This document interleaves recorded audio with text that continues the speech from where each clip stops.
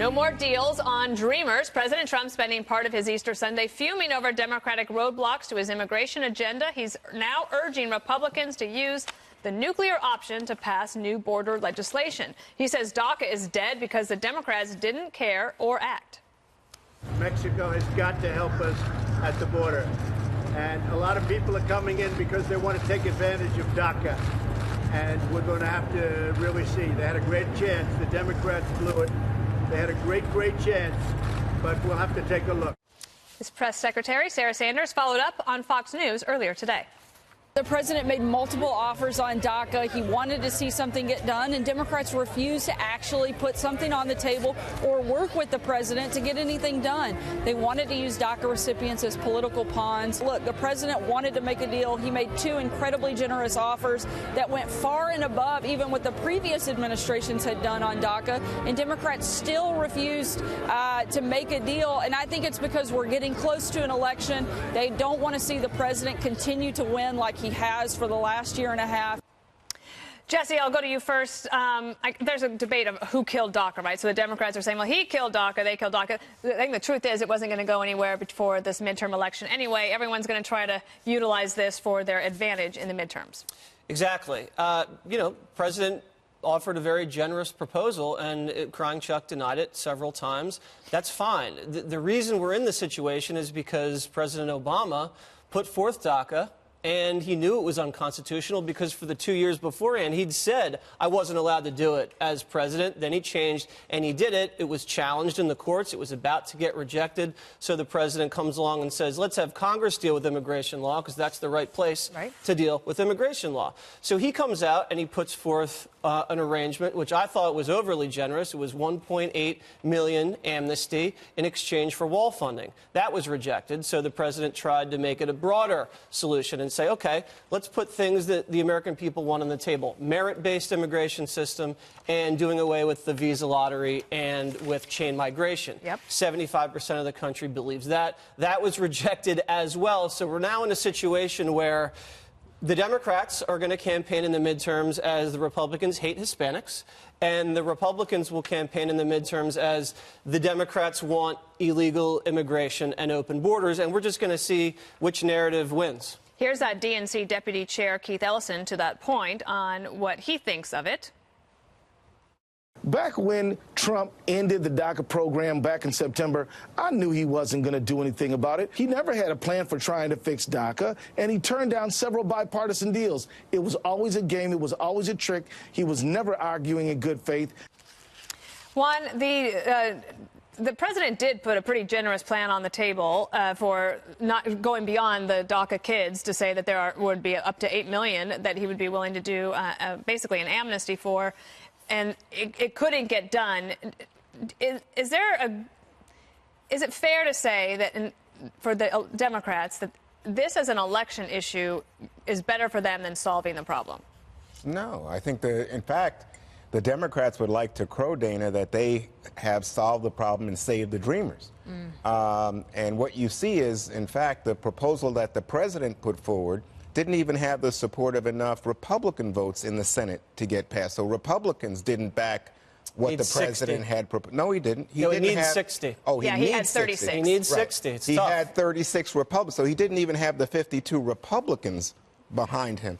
I think what struck me was how little relationship there is between what the president was tweeted and reality. He says these people, there's a caravan, as you know, of people from Honduras, Guatemala, trying to make their way up to the U.S. border to request asylum because they're fleeing from the crime and the chaos down there.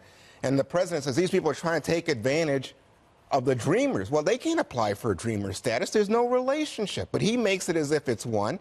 And then he goes on to argue as if somehow it is related, Juan. Oh, tell me. Well, because if you cross the border illegally as a migrant seeking asylum, you will get special treatment, and they'll consider you for amnesty. No, they'll consider you for asylum. Yeah, well, amnesty or asylum. You still get to stay in this country and have protected status. Well, there's nothing different. I'm sorry. Yeah, under consideration. Right. So there's a huge difference. In order to qualify for DACA, Jesse, you have to have been in the country. You have to come into the country at a very young age. There's been no here argument prior. that not having a border wall and having the DACA situation still in play does attract illegal immigration Yes, from the southern Kimberly, border. if you're being technical, then yes, these people that are applying for asylum are children being brought across the border by their parents. But it is true that there is this caravan. It comes around every year. This is the 5th year this group has tried to do this, and we try to deter them. So I'm like, you're not going to get asylum here. Like, you might be able to try to apply for it. And Nikki Haley was actually in Honduras just this past spring and saying, like, we want to help you solve this problem at its source, but you're going to have to partner with us. Well, isn't that reasonable, though? I mean, she's going right to the source of the problem and saying, look, we'd like to partner with you. We'd like to find a positive solution for this. But nevertheless, you can't just, flagrantly violate the law and then expect for the law to show you consideration at expense to others who are comporting themselves in an appropriate manner and following the legal guidelines. Nobody's trying to, step on anybody's dreams or hopes or ability to get into this country. What people are against is illegal entry. And let me tell you something. The president was giving the Democrats, and they missed a great opportunity here to take advantage of this positioning, and of what he wanted was to get the $25 billion for his enhanced border wall, and instead they went ahead and passed on it for political reasons, which is a disservice to everyone, because really it was 80% of what they want. Okay, and he just was saying, listen, we got to slow it down about this in terms of chain migration and this lottery system, and put some more specific standards and practices, a little bit more structured, to make sure that the right people are getting in and this properly background vetted, etc. That's not an unreasonable request.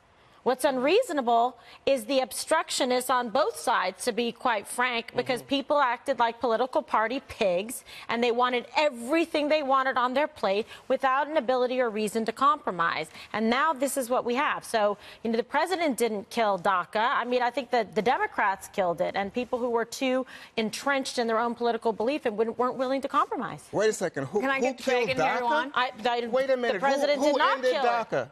President Trump. No, he did not. Oh, he did. They had the opportunity that's to really do what it. it's going to come down to, it. a sort of a tit for tat. You killed it, no, I killed it, whatever. Basically, it's not getting done before the election. Yes, it's like Murder on the Orient Express. They all killed DACA. Yes, I ruined the ending for you. Thanks, Greg. Okay, Agatha Christie. I love Agatha Christie. I love all of her paperbacks. Anyway, I believe this group that is helping these Honduran refugees, or whatever you call it, were hired by Trump. Because it is perfect. True. Again, here is just a singular example that underlines the necessity for a plan, which is a wall with a door, which is what Trump's talking about. Waving in a group of illegal immigrants is not a plan. Wall with a door is a plan. So this actually, again, validates his concerns over a weak border. Even Mexico knows that this is wrong. They've deported tens of thousands of Hondurans. And yet this is, hey, come on through. So again, it validates him. And then back to the point about DACA, who killed DACA.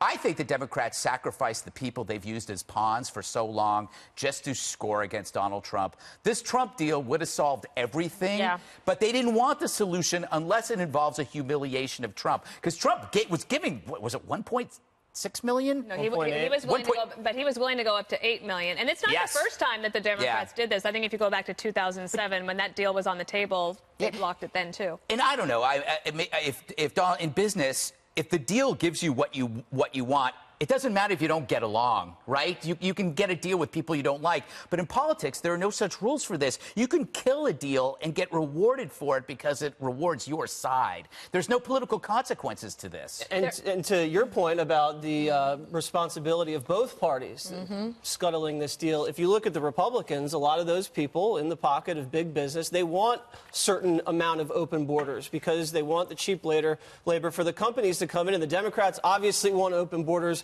because it means more votes and more amnesty.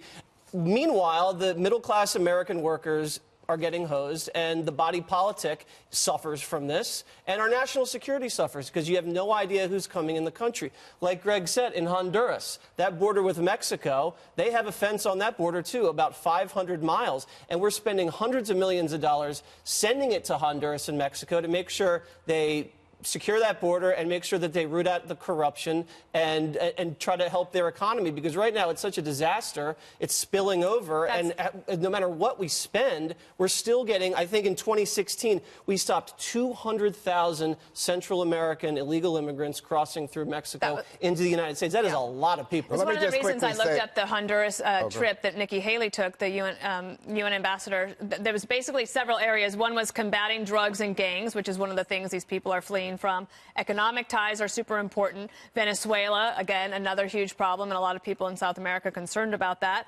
But also remember, it was Honduras and Guatemala were two of the only countries that supported the president on his push to move the embassy from Tel Aviv to Jerusalem. So I just wanted to jump in and say, Jesse, we have hit a 47-year low in terms of people crossing this border that you and President Trump want to, I think, create alarmist rhetoric about. Secondly, well, Juan, let me if it's 300,000 people they're catching, how many are they not catching? You think that's a small amount of people? Let me just say the number, the percentages, the actual counts, they don't vary. I mean, this is a 47-year low. They've been using the same count for 47 years. A lot of that's thanks to Trump's rhetoric about building a wall and stopping it. Well, then he should take some credit. Spiking back up again, Juan. The second thing to say here is these people are coming seeking asylum. In other words, as Dana was just describing the situation in Honduras, this is a humanitarian crisis. And we as Americans have created a system that allows people to apply for asylum. Okay, you're absolutely right. People should apply. But there's a bit of, just because they are closer to us isn't fair. There's plenty of people who should be in front of them who happen not to be on our borders. And I could go through them. We know where they are. But I just came up with an idea for a CNN town hall. Oh, no. Not for Fox News, but for CNN. Why, when you talk about all these things that are going on in the world, why is his approval rating still moving up? That's worth discussing. Like, why is it? Is it because of progress on North Korea? Is it because of immigration? Is it because of being tough on China? Is it the Second Amendment threat? Is it the collusion theory dying? Is it terror? Is it a stormy backlash? All of these variables exist, and it kind of makes you think, he might be doing a pretty good job. Yeah. I got him. Oh, my God. That was my point. You know why his numbers, first of all, the guy's at a record low in terms of approval rating. Just at 50.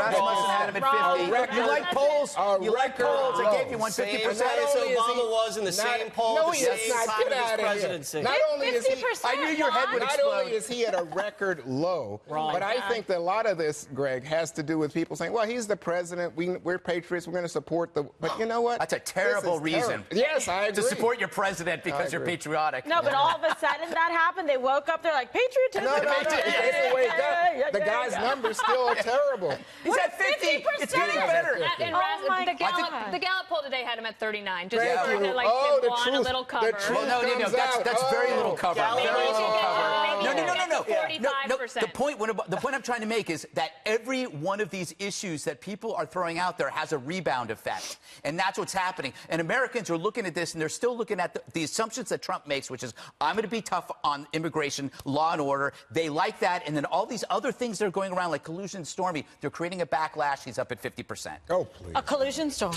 And 50% in Rasmussen. That's true. We get